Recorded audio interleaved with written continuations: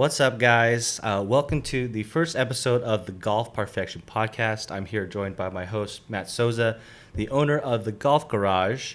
If you're in the South Bay, come check it out, get your game dialed in. And basically, what this first episode is going to be is talking about the origins of this Golf Garage and give an introduction to ourselves. So, Matt, why don't you give a quick intro for yourself, and then we can talk about the Golf Garage after I intro myself. So, go ahead. Okay. My name is Matt Soza. I've been in the golf business for 23 years. I started out teaching in the state of Washington and then moved to California probably about 14 years ago now. Held some head professional jobs, some director of instruction jobs, which mainly teaching was my passion. So when it got to the point where being a head professional was more about, writing budgets and making sure that the Johnsons don't ride next to the second green. I decided to take a different path. And recently this past year when we opened up the golf business or the Golf Garage, I got back into it. All right, awesome. So yeah, that's Matt. Him and I met on a whim because I came in to check out the Golf Garage. But before we get into that, just a quick introduction to myself. If you haven't seen my other videos or vlogs, my name is Matt. I do a lot of random golf videos and golf vlogs across the Bay Area. So people have seen me in person and say, "Oh, I've recognized you from your videos," which is kind of cool. So I've been playing golf since I was probably like 10 or so, and I never was good competitively or anything. It was just a hobby, and I played a little bit in high school, but for a school that was really small, so anyone could make the team kind of thing. In college, I kind of fell out of the game, and then it wasn't until kind of this whole pandemic situation where I got reignited my passion for the game and found this particular business. So that being said, we are in the Golf Garage, and I think this would be a good opportunity to talk about how did this whole Golf Garage, place of golf come to be? So what was the origins of this place? Interesting story. I had been out of the golf business for a few years, got into the medical space. I'd purchased a care home for the elderly. We opened up, which is attached to us here, Shine Guardian Auto Detail. And I was playing a lot of golf with the pandemic. We were able to get out and go play Pebble Beach. We were playing Quail Lodge a lot. And I was sitting at my kitchen table with a buddy of mine, Brett. And we were like, hey, there's no place in the area that you can have access to a Trackman. Without taking a golf lesson, without getting your clubs fit. You couldn't just walk in and say, I'd like to use your Trackman.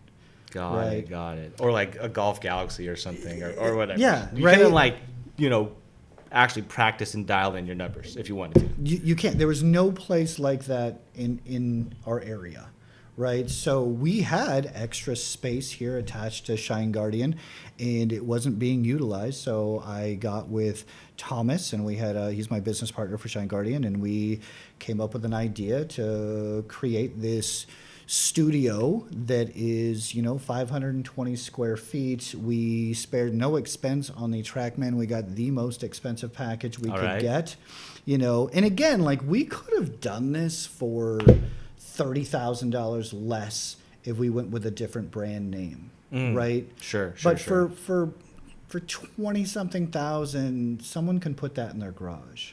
For 60,000, there's a smaller percentage of people that can put that in their garage. So we wanted to be able to get the high end, and our thought process was, if it works, awesome.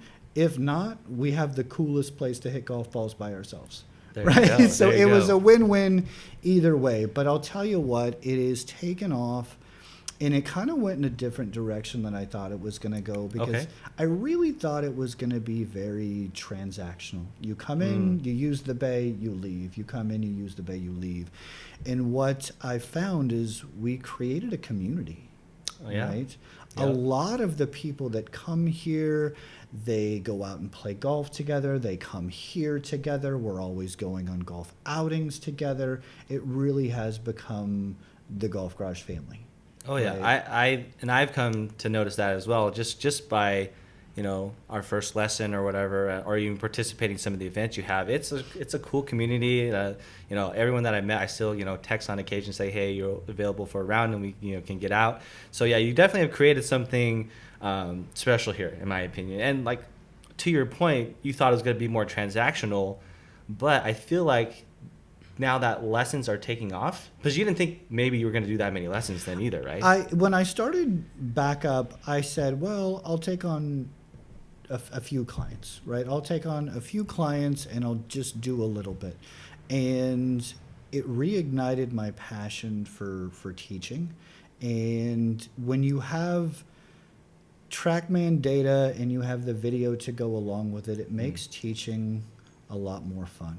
Sure. If they had this around 20 years ago when I was trying to play golf, I'm not saying I'd have been better, Okay. but it'd have been a whole lot easier to track that data. Now to be able to look at data points and make these changes and see them swing to swing with data right next to the video, it makes that teaching experience really fun. Really, everybody's engaged. Versus me standing behind you on a driving range telling you what to do for an hour, and I can see it, but you can't.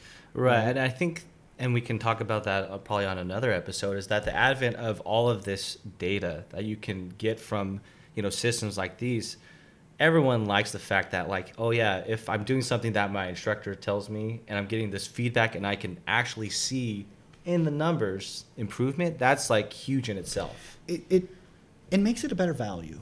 Yeah. Right? It really does, because I can look at you hit a golf ball and I know you're coming from the inside. But can I visually see that you're coming 3 degrees from the inside or 7 degrees from the inside? I can't really see that. Right. I know around a gauge. I can watch you swing and I know where the ball's going to go before it goes. But there's some of that data, attack angle. I know that you're hitting down on the ball, but is it at 3 degrees? Or is it at 6 degrees? Yeah. Right. So some of that data, and then once I'm able to say, look, if we correct this data point and then we correct this, then your distance should go up by 12 yards per club. Yeah. Right. I mean, which is it's cool to say, and then not only that people see it, but you deliver on that, and then it builds the relationship. People come back, and it's just good it's a win-win for everyone. It's a win-win for everybody. Got it. Okay. So yeah, awesome. So this place opened up because, hey, wanted to get access to a Trackman, but it's evolved to so much more. And I think that's great where it is right now to this day. So given that we've done the intros and we've talked about Golf Garage and how the origin came to be, what's the elevator pitch then now that it's, been over a year now, right? It's been, a little over a year. A little over a year now that you got it, under wraps. What's kind of the pitch then to people listening or watching this for the Golf Garage? In my opinion, it's the perfect place to practice, right? Yeah, you may go spend $16 on a large bucket of balls somewhere and go just kind of fire out in front of you, and some of them go well, some of them don't go well. But to be able to come in here and have utilized, or being able to utilize not only the Trackman, but you can use the cameras.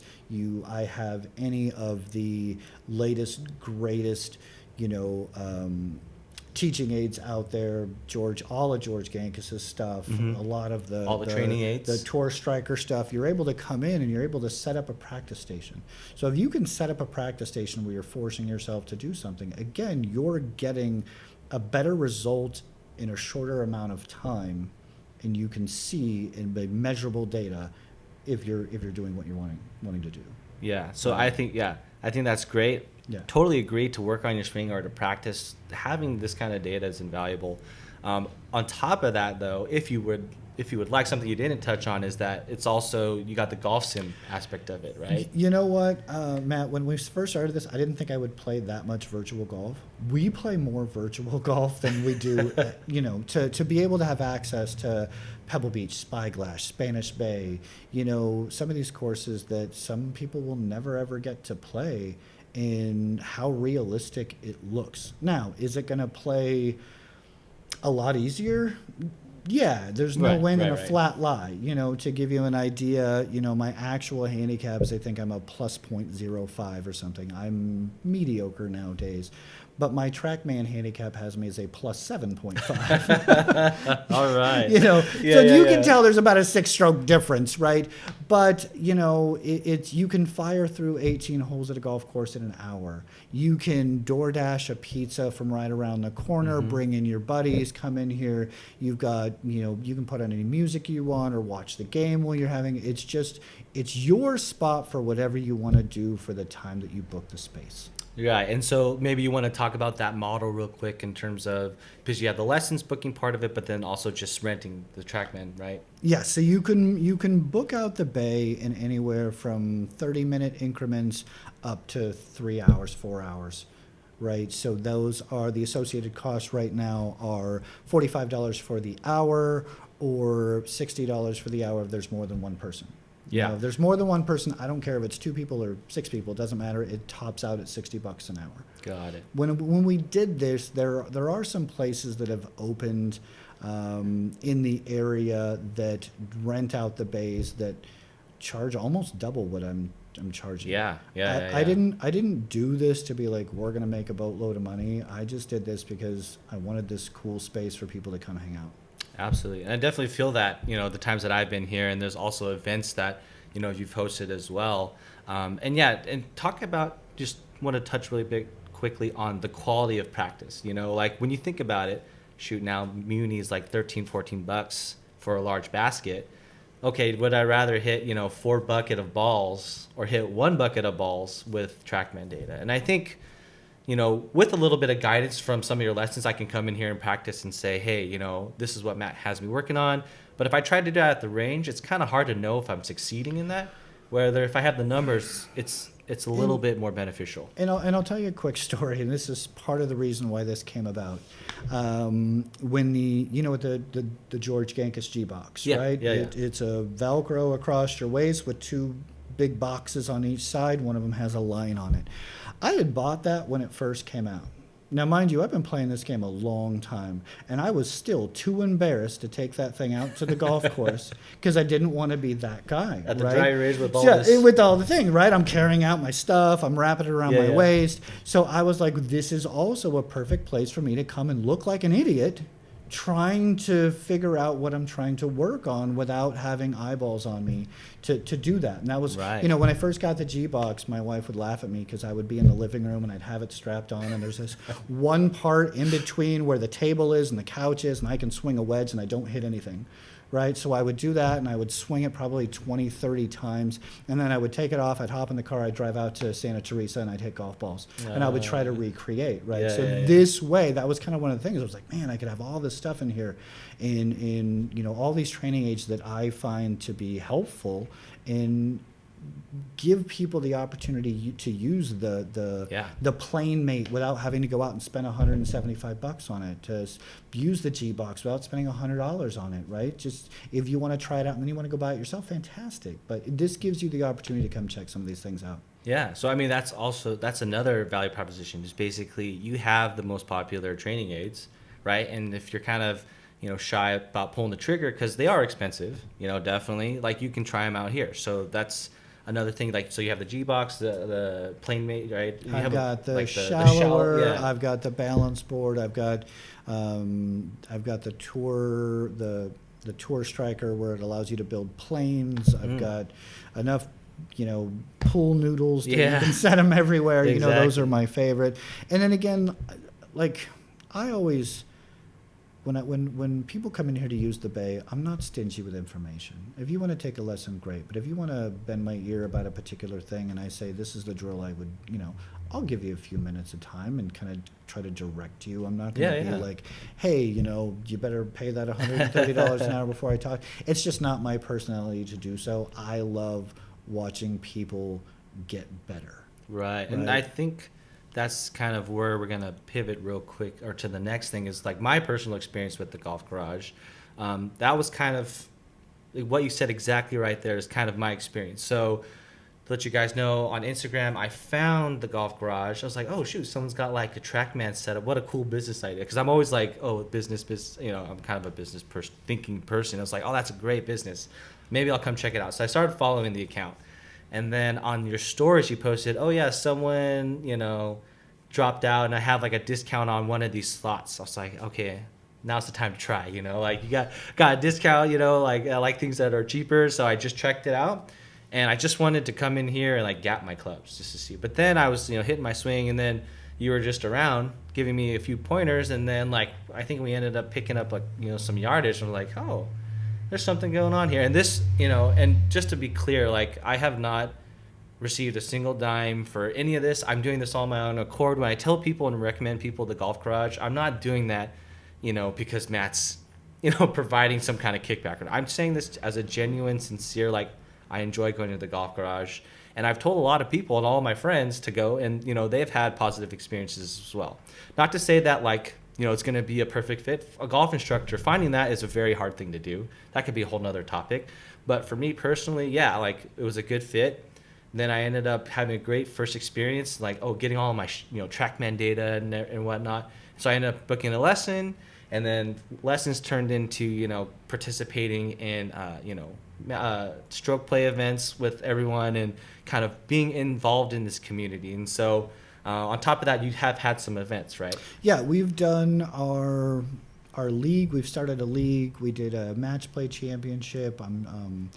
The winter league will start up here pretty quickly. I'm just trying to come up with different ways to make it fun. Yeah. You know, golf it's evolved. You know, when I was younger and I was playing golf, it's very stuffy, and you know, when I came from very humble beginnings and we couldn't, you know, play at the country clubs and whatnot. Sure. But you know, to have it now where music on the golf course coming out of your cart is perfectly acceptable. You wearing a wild, different colored shirt with some cool shorts is acceptable, you know, and it's brought this complete different,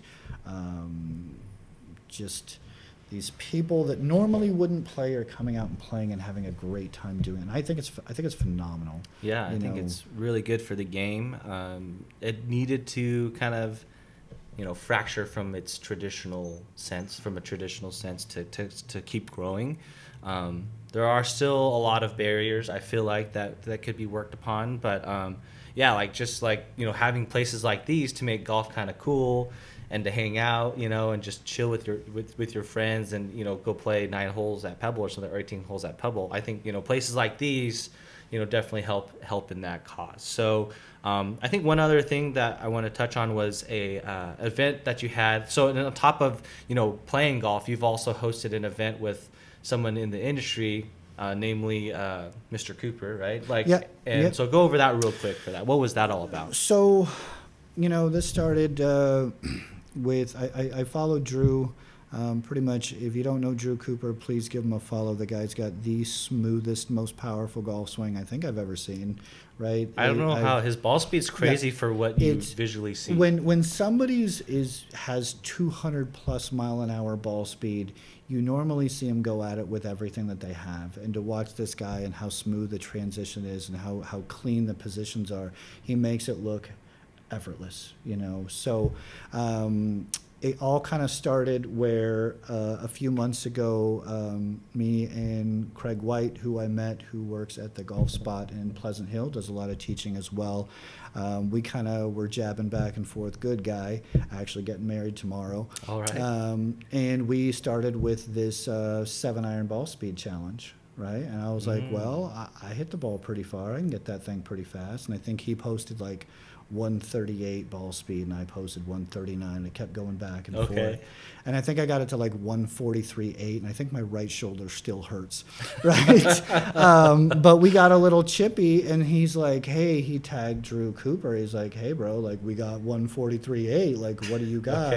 And the next day he posts, and he was like 158 or something. It was just ridiculous, right? And we're like, okay, we know when to back down. But, you know, I'm always about learning. I've been teaching golf and playing golf for 20 plus years, and I can learn anything from anybody. So I thought, what a great way for me to learn more about what he's doing in his fields to create this speed. The mechanics behind it, I understand. I've watched enough videos and seen enough people do it. But when you have somebody explaining it to you, this is how I feel here, here's my pressure points, this is what I'm doing to create it, I feel like I get more from that. And I wanted to be able to share that with people who come to the garage. So, and again, I think I made like $12 from the whole entire thing, right? You know, I did. I charged $100 a head, and I think I capped it at 8 people. But by the time it went on, and by the time I paid him, it was more informational for me, and it was just a good event, and everybody got. And he was able to work with everybody individually a little bit, and I just took what he did, and you know, I took that and I put some of that into my own teaching. Sure. You know, for people to hit the golf ball further, you know, and I went from averaging 164 ball speed with a driver to averaging anywhere from 169 to 171. Ooh. You know, if I step on it, I can get it as high as 175, 177. I'm still trying to break that 180. Okay. I really want to, but yeah. you know, I'm 46 years old. It gets a little tough. It gets a little tougher. But you know, to give you an example, like what I learned from him, I was able to turn around and one of my star players. In, you know, being 16 years old, and she was averaging hitting the ball 240 yards, maybe 235, 240. We were able to pick up 5 miles an hour ball speed, and now she's piping at 260, 270, right? And when you're doing that, and not only, we just came back from a tournament this weekend, and when you're out driving your competition by 40 or 50 yards, it gets in their heads for sure. It gets in their head, right? Oh, yeah. You know, when we're talking about, you know, hey, we're going to hit 8 iron into this par 3, and they're like pulling hybrid in their hands. it's a different ball game, you know. And I definitely do preach with my teaching.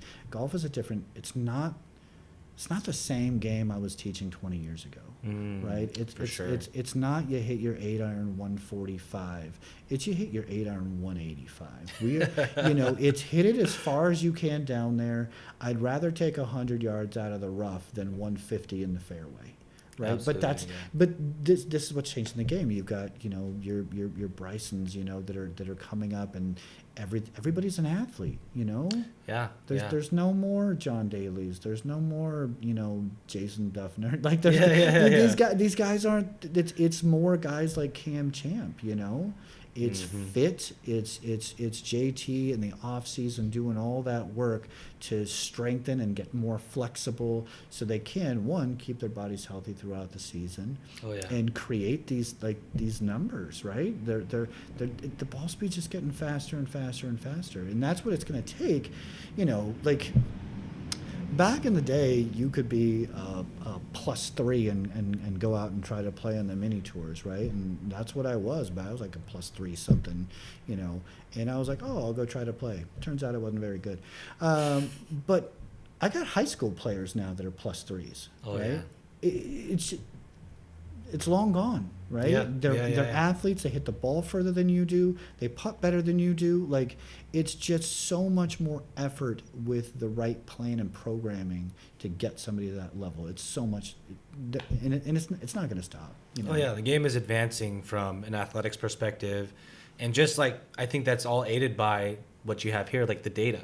Right, everyone is so focused on ball. I mean, yes, there's the guys who aren't like super ripped that could still play. You know, like like Webb Simpson or something. Yeah. But you know, these up and coming athletes, they're all pretty athletic. So it'll be curious to see what the future of golf is on for in that perspective. And I think we'll probably touch base on that in another episode. But that being said, that kind of segued from. Matt hosted an event here with Drew Cooper. And that guy can crush the ball. So if you want to check it out, I'll leave his tag down below. But those are the kind of events that you can expect by coming here. And I think another thing that you mentioned is like you willingly like go learn from other people and then integrate that into your lessons. I think that's totally cool, right? So like it's a continual learning process. You're learning more and getting better. And that in turn gets taught out to your students. So I need to get in a lesson to pick up some ball speed. Well, and I think too, it's about understanding other people's systems. You know, You have, your Mike Benders, your George Gankuses, like they're different. They're different swings. They're similar in a lot of ways, but pressure points when they're rotating. Are you rotating? Mike's a big back toward the target the whole entire way, where George is a big get open early, right? And it's just what works better for what person. I'm more of a rotation based. I've been teaching it for years and years and years. I mean, heck, I remember being trying to go out and play, and I'd have my club head a little bit closed on the way back, and I'd have my instructors forcing me to get toe up, toe up, toe up, and I'm like, it doesn't feel good this way, right? But that was the way to do it. That right? was the swing, yeah. reverse C. And now there's not a person on tour. Maybe like JT gets toe up, right? Yeah, but the back. majority of people out there are parallel to their spine, right? Which is going to be slightly closed, right? So that way, all you have to do then is turn the opposite direction, right? It makes golf much more simple. But I was trying to teach that way back when. They were telling me, no, that's not the way.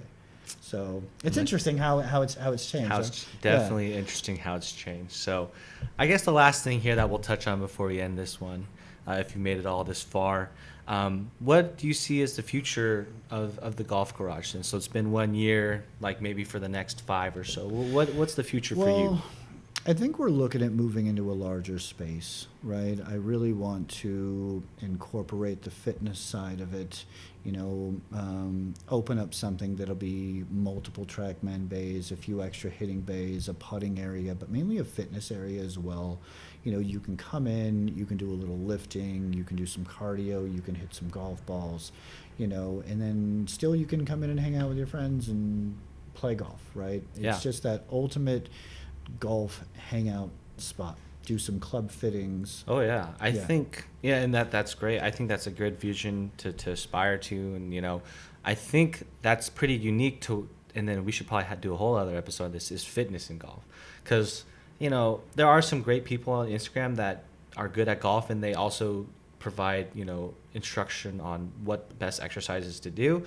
But I have yet to see that convert to a business in person, to where there's actual weights that I should be doing to help my game. And then coupled with a Trackman, I think that'd be a pretty neat idea. So if it gets to that, that'd be something I'd be interested in. And I've already met with my coach as well to talk about, like, I want you to write the programming on a monthly basis that somebody can come in and follow if they're looking for length, right? Yeah. Everybody's looking more for distance length, is always right. Everybody's always looking for length, and it's even when I give golf lessons, it's like, let's be honest, the chances of you making the tour are pretty slim. I'd love it if you did, but the chances are. But if I can make you more consistent, I can make you hit a 7-iron 2 clubs longer than your buddies, right? That's fun. Yeah, absolutely. Okay, so like I said, we are in the golf garage doing the Golf Parfection podcast. Like I said, if you're in the South Bay area, come check it out, get your game dialed in. This is my co-host, Matt. Hope you guys enjoyed this first episode. More to come. We'll probably do this, maybe like release an episode maybe twice a month or so, given our schedules. But I hope you guys enjoyed that one. Keep chasing. See you in the next one.